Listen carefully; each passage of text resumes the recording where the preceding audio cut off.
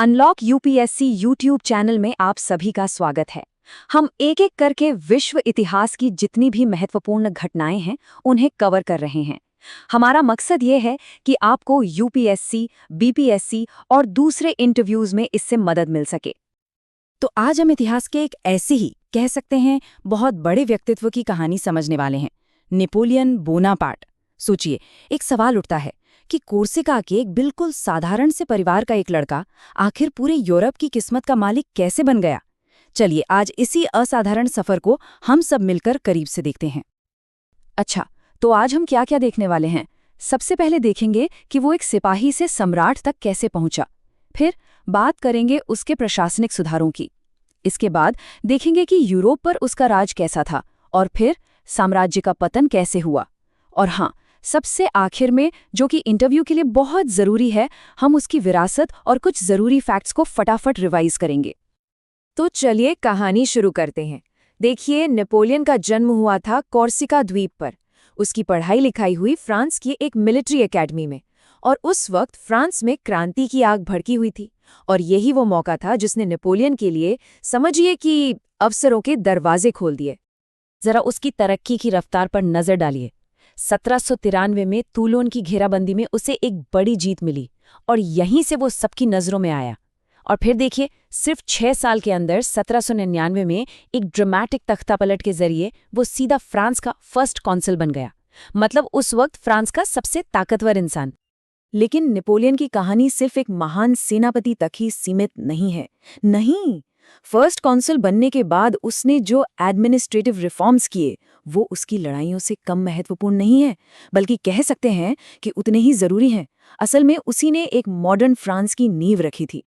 उसने कई जबरदस्त बदलाव किए, जैसे देश की इकोनॉमी को पटरी पर लाने के लिए बैंक ऑफ फ्रांस बनाया, एजुकेशन के लिए लाइजी स्कूल खोले, और तो और क्रांति के टाइम पर चर्च के साथ जो रिश्ते खराब हो गए थे उन्हें भी ठीक किया।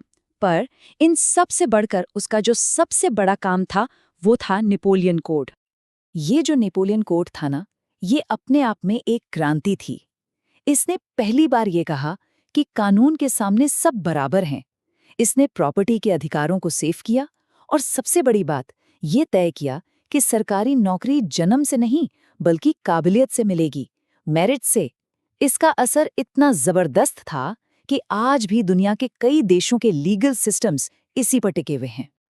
अब एडमिनिस्ट्रेटिव रिफॉर्म्स तो हो गए, लेकिन नेपोलियन की भूख यहीं शांत नहीं हुई। उसकी महत्वाकांक्षा, उसका एम्बिशन और बढ़ गया। साल था 1804। उसने पेरिस के मशहूर नोट्रे डेम कैथेड्रल में खुद को फ्रांस का सम्राट घोषित कर दिया। और कहानी में एक बड़ा ट्विस्ट था। उसने पोप के हाथ से ताज छीनकर खुद अपने सिर पर रखा। एक साफ मैसेज था, मेरी ताकत का सोर्स कोई और नहीं, मैं खुद हूं। और सम्राट बनते ही नेपोलियन निकल पड़ा यूरोप को जीतने। उसकी जो सेना थी, ग्रैंड आर्मी, वो उस दौर की सबसे खतरनाक सेना मानी जाती थी। वो अजेय लग रही थी। एक के बाद एक लड़ाइयां जीतती गई और नेपोलियन ने तो जैसे पूरे यूरोप का नक्शा ही अपनी मर्जी से दोबारा बना दिया।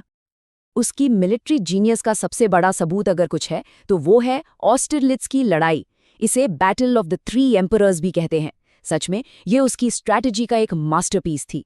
और यही वो पल था जब नेपोलियन अपनी ताकत के बिल्कुल शिखर पर था। लेकिन जैसा कि कहते हैं, जो चीज आपको ऊपर ले जाती है कई बार वही आपकी नीचे आने का कारण भी बनती है। जिस एम्बिशन ने नेपोलियन को अर्श पर पहुंचाया वही उसके पतन की वजह भी बनी। तो चलिए देखते हैं ये सब हुआ कैसे। उसके पतन की कहानी असल में 2 बड़ी गलतियों से शुरू होती है। पहली गलती, स्पेन में एक ऐसे युद्ध में फंस जाना जो कभी खत्म ही नहीं हो रहा था, एक ड्रेनिंग वॉर। और दूसरी, जो उसकी सबसे बड़ी भूल साबित हुई, 1812 में रूस पर हमला। वहां की जानलेवा ठंड और रूसियों की स्कॉच्ड अर्थ टैक्टिक्स, मतलब पीछे हटो और सब कुछ तबाह कर दो। इस रणनीति ने उसकी विशाल ग्रैंड आर्मी को पूरी तरह से खत्म कर दिया। इस भयानक हार के बाद तो पूरे यूरोप ने मिलकर उसे घेर लिया, हराया और 1814 में एल्बा द्वीप पर देश निकाला दे दिया। पर नेपोलियन था, वो इतनी आसानी से हार मानने वाला नहीं था। 1 साल भी पूरा नहीं हुआ था कि वो एल्बा से भाग निकला और सीधा वापस पेरिस। सोचिए, उसने 100 दिनों के लिए एक बार फिर से फ्रांस की सत्ता पर कब्जा कर लिया। इतिहास में इस कमाल के एपिसोड को द 100 डेज या 100 दिन कहा जाता है। लेकिन उसकी ये वापसी, उसका ये आखिरी दाव वॉटरलू की लड़ाई पर आकर खत्म हो गया। 1815 में ब्रिटिश और प्रशिया की मिलीजुली फौजों ने उसे एक डिसाइसिव हार दी। ये नेपोलियन की जिंदगी की आखिरी लड़ाई थी।